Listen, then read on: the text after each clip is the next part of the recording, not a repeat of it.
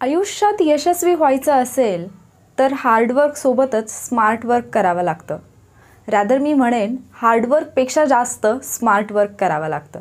आणि तेच आपण करतोय येणाऱ्या एक्झामसाठी वेगवेगळ्या विषयातल्या महत्त्वाच्या घटकांच्या ट्रिक्ससोबत.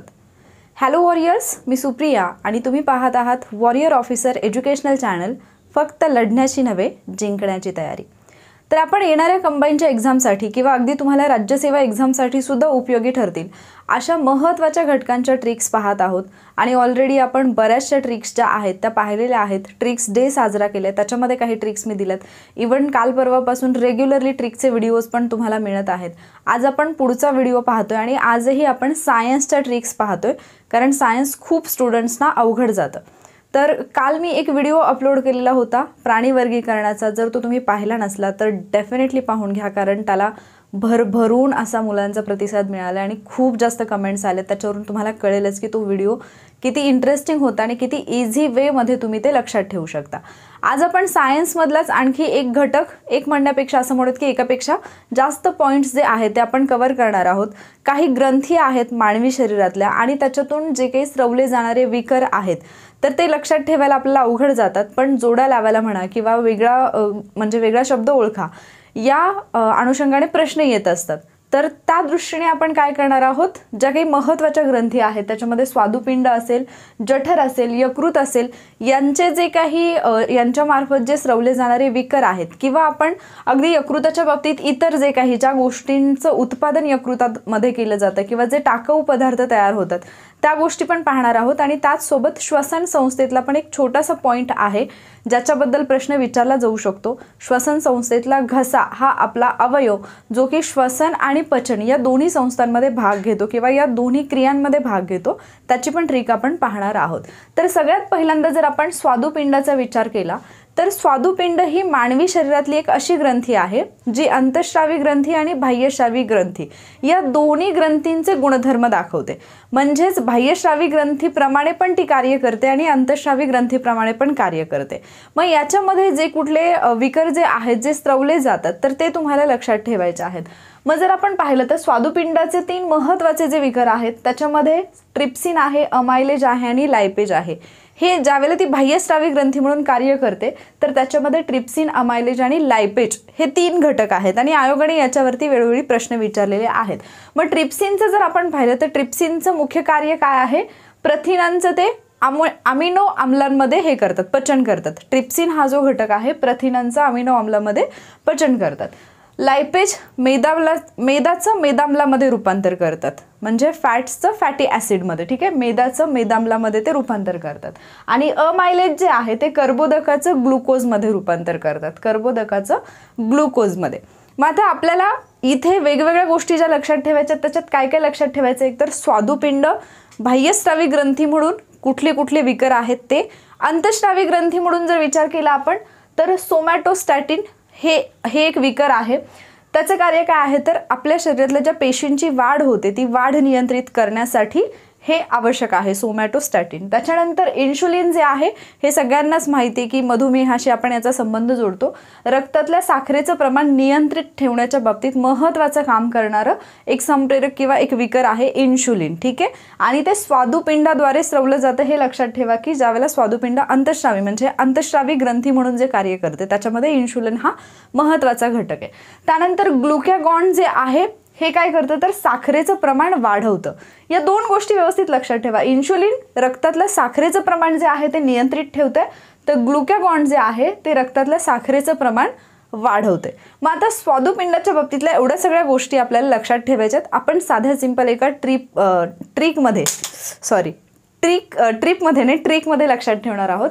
ॲक्च्युली ट्रिकमध्ये ट्रिप आहे त्याच्यामुळे ट्रिप हा शब्द आला. ठीक आहे, तर आपण लक्षात कसं ठेवणार आहोत,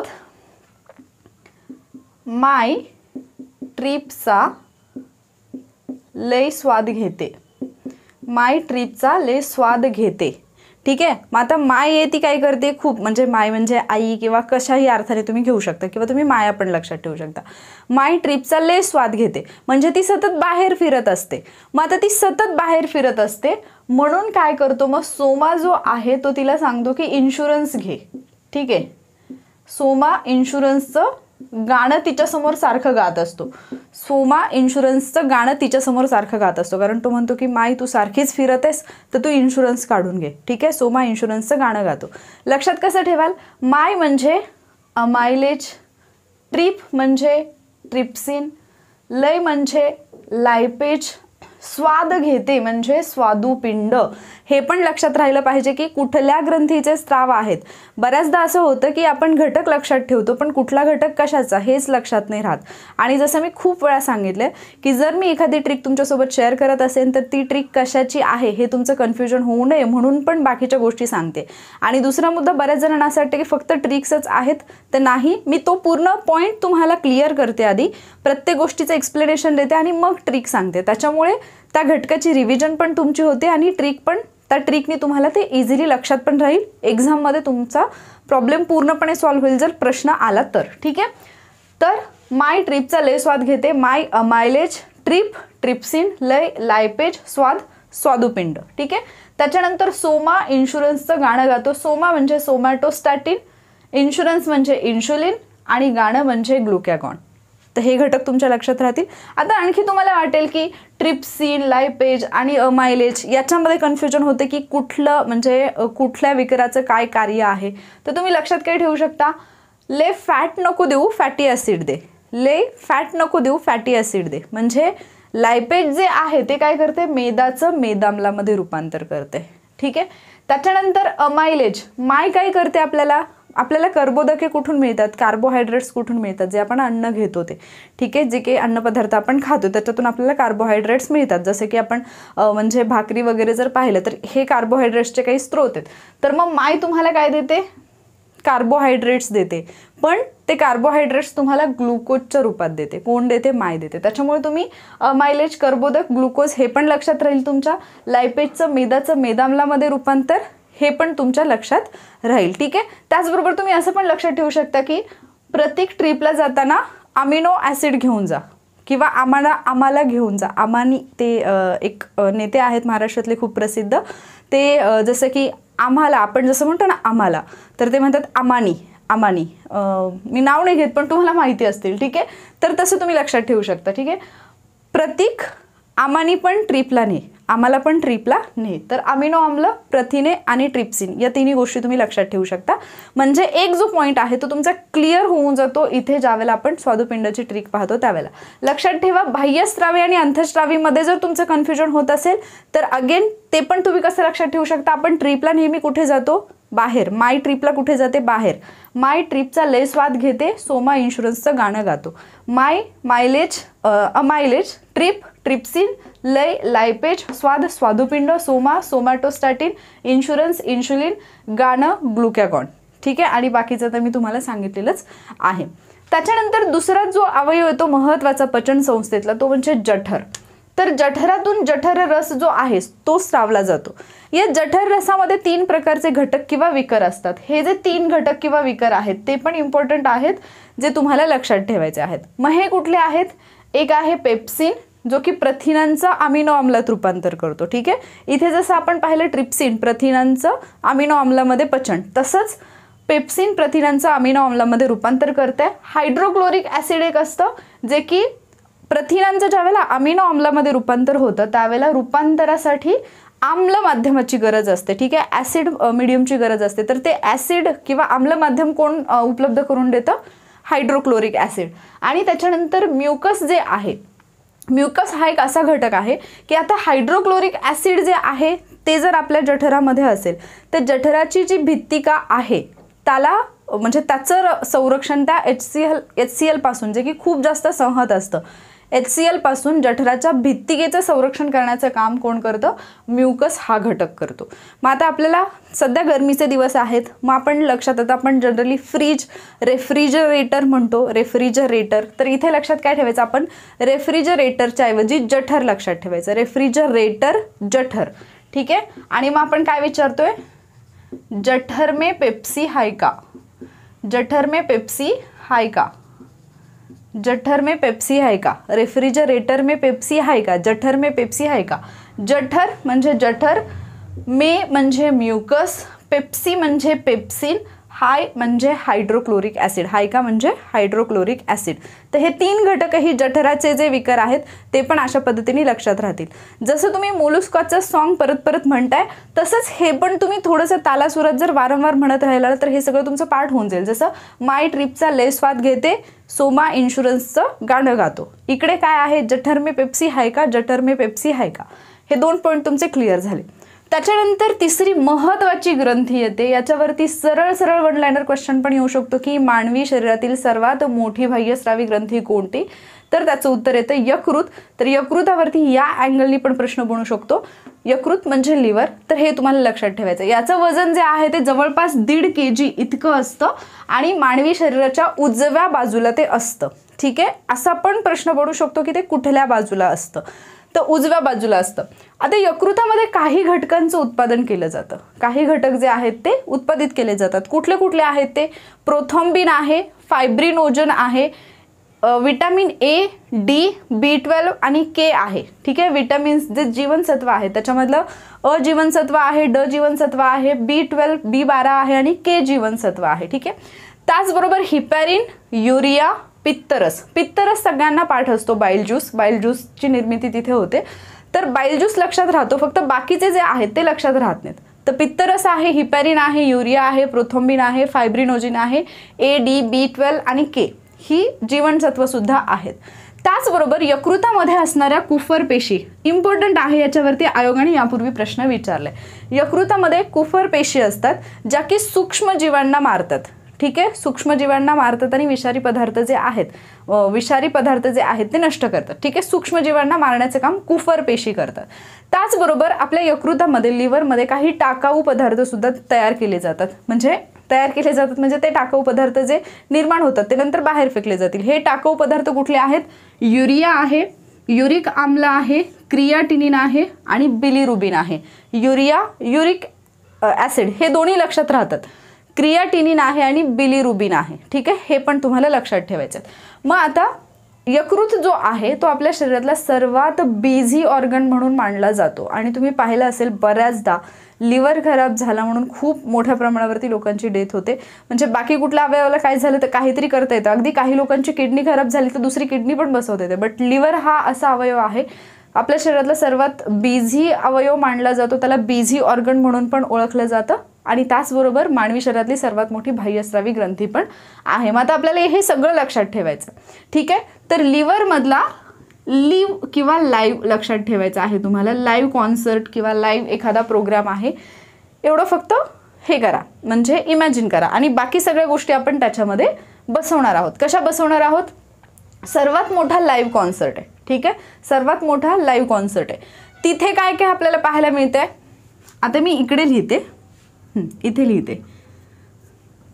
आपण ABCD म्हणतो ना, त्याच्याऐवजी ABKD म्हणायचं. ठीक आहे, ABCDच्या ऐवजी ABKD.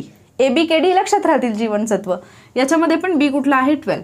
ABKD जे आहे, ABKD त्याच्यानंतर प्रोफायबर.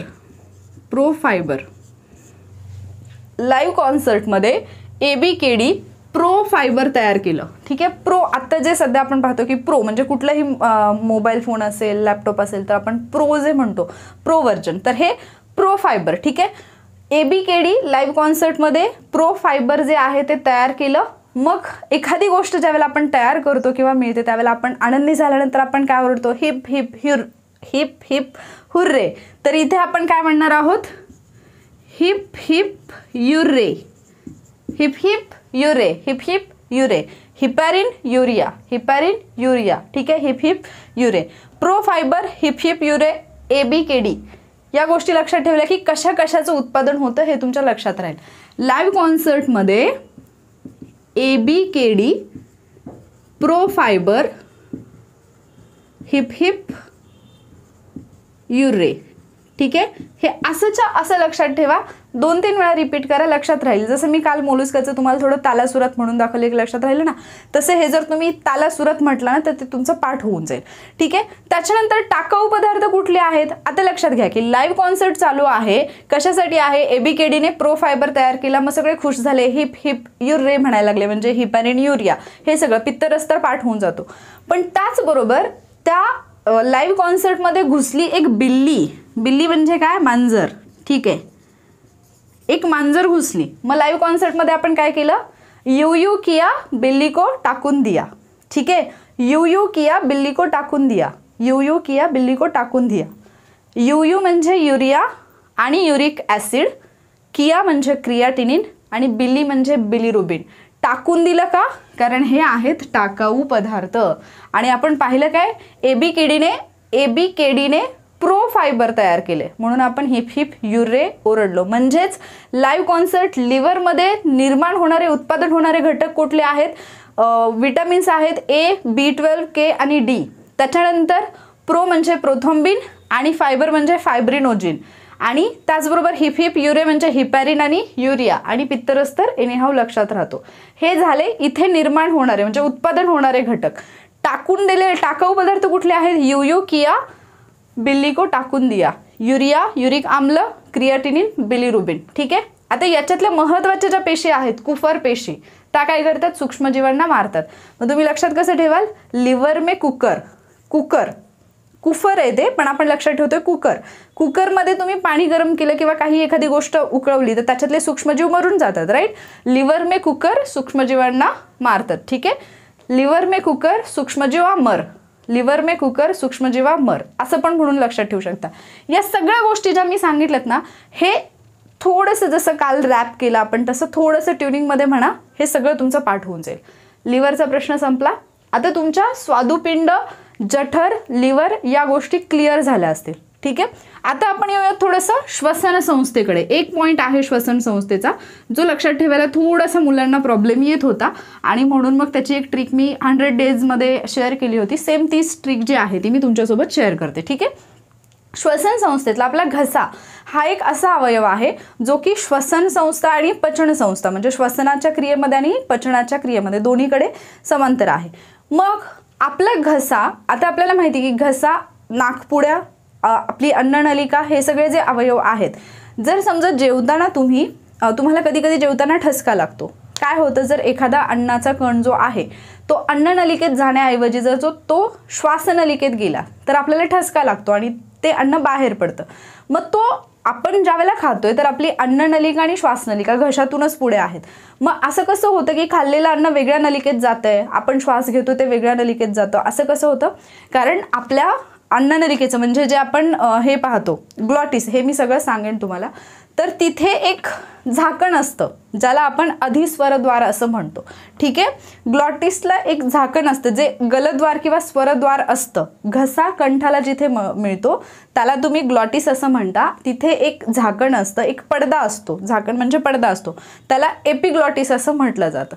ठीक आहे, आणि ते झाकलं जातं ज्यावेळेला आपण अन्न खात असतो त्यावेळेला. त्यामुळे जे आपलं अन्न आहे ते अन्ननलिकेत जातं, श्वासनलिकेत जात नाही. चुकून एखादा कण गेला तर आपल्याला ठसका लागतो. मग आता हे तुम्हाला लक्षात ठेवायचं आहे. आपला घसा आणि नाकपुड्या ज्या ठिकाणी एकत्र येतात, घसा आणि नाकपुड्या एकत्र येतात त्याला म्हटलं जातं कोवाना. ठीक आहे, त्याचबरोबर घसा कंठाला ज्या ठिकाणी मिळतो, आपला कंठ आणि घसा जिथे एकत्र मिळतात त्याला म्हटलं जातं ग्लॉटिस किंवा मराठीमध्ये गलद्वार, स्वरद्वार. ठीक आहे, गलद्वार किंवा स्वरद्वार असं म्हटलं जातं. या ग्लॉटिसवरती असतो एक पडदा, त्याला म्हटलं जातं एपिग्लॉटिस. अधिस्वरद्वार असं म्हटलं जातं. आणि घसा आपल्या अन्ननलिकेला जिथे मिळतो त्याला म्हटलं जातं गलेट. घसा अन्ननलिकेला जिथे मिळतो त्याला म्हटलं जातं गलेट. आता हे सगळं म्हणजे आपण ज्यावेळेला पहिल्यांदा वाचतो त्यावेळेला थोडं समजत नाही, दुसऱ्यांदा तिसऱ्यांदा वाचलं की वाटतं मला समजले. जेव्हा एक्झाममध्ये प्रश्न येतो चारही ऑप्शन सारखे वाटतात. जरी तुमचं पाठ असेल म्हणजे तुम्ही अगोदर करून ठेवलेलं असेल, एक्झाममध्ये आणि त्या एक्झामच्या टेन्शनमध्ये तिथे कन्फ्युजन होतं. तर ते होऊ नये म्हणून इझीवाली ट्रिक आहे. लक्षात कसं ठेवायचं? घसा आणि नाकपुड्या. घणा घणा कोवाना, 2-3 वेळा म्हणा, पाठ होऊन जाईल. घणा घणा कोवाना म्हणजे घसा, नाकपुड्या, कोवाना. घना घना कोवाना, घसा, नाकपुड्या, कोवाना. ठीक आहे, त्याच्यानंतर घसा कंठास जिथे मिळतो त्याला म्हटलं जातं ग्लॉटिस. घसा कंठास जिथे मिळतो त्याला म्हटलं जातं ग्लॉटिस. तर आपण काय म्हणायचं आता? घसा कंठास म्हणण्याऐवजी म्हणायचं घसा कंठीस म्हणतात ग्लॉटिस. घसा कंठीस म्हणतात ग्लॉटिस. ठीक आहे, ग्लॉटिसचं झाकण एपिग्लॉटिस, ग्लॉटिसचं झाकण एपिग्लॉटिस, ग्लॉटिसचं झाकण एपिग्लॉटिस.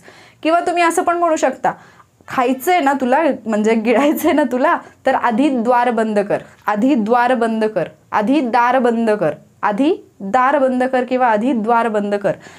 ग्लॉटिसचं झाकण एपिग्लॉटिस. आणि घसा अन्ननलिकेला जिथे मिळतो त्याला म्हटलं जातं गलेट. घसा अन्ननलिकेला जिथे मिळतो त्याला म्हटलं जातं गलेट. मग तुम्ही लक्षात कसं ठेवाल? घसा अन्ननलिकेत, घसा कुठे गेला? अन्ननलिकेत, घसा अन्ननलिकेत म्हणतात गलेट, घसा अन्ननलिकेत म्हणतात गलेट. घना घना कोवाना, घसा कंठीस ग्लॉटिस, ग्लॉटिसचं झाकण एपिग्लॉटिस, घना अन्ननलिकेत म्हणतात गलेट. घसा अन्ननलिकेत म्हणतात गलेट. 2-3 वेळा म्हणा, पाठ होऊन जाईल. ठीक आहे, तर क्विकली ज्या या ट्रिक्स आहेत त्या आपण क्विकली रिवाइज करूयात. माय ट्रिपचा लय स्वाद घेते, सोमा इन्शुरन्सचं गाणं गातो. मायलेज ट्रिप, ट्रिपसी लय लायपेज स्वाद स्वादुपिंड. सोमा सोमॅटोस्टॅटिन, इन्शुरन्स इन्शुलिन, गाणं ग्लुकॅगॉन. ठीक आहे, आणि बाकी मग प्रथिन ट्रिपला आम्हाला पण नेना, आम्हाला पण नेना. ठीक आहे, प्रत्येक ट्रिपला आम्हाला पण नेना. किंवा फॅट नको, फॅटी ॲसिड दे. त्याच्यानंतर माय काय देते? कर्बोदकांच्या ऐवजी आपल्याला हे देते, ग्लुकोज देते. ठीक आहे, तर हे या गोष्टी पण इथे तुमच्या क्लिअर होतात. जठर रसामध्ये काय?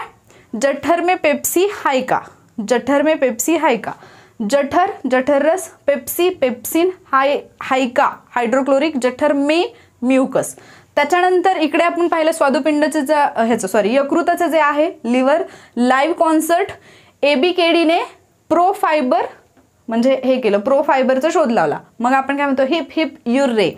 ABKD, ABKD vitamins, prothrombin, fibre fibrinogen, hip hip heparin, hurray urea.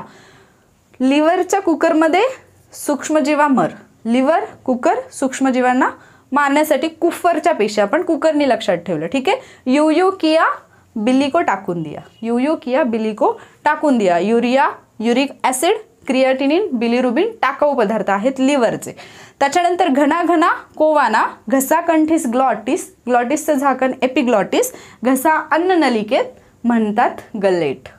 ठीक आहे, अशा पद्धतीने सायन्समधला बराचसा पार्ट जो आहे इथे तुमचा ग्रंथींच्या बाबतीतला किंवा जे इतर पॉईंट्स आहेत जे की लक्षात ठेवायला थोडे अवघड जातात ते तुमच्या लक्षात राहिले असतील अशी आशा आहे.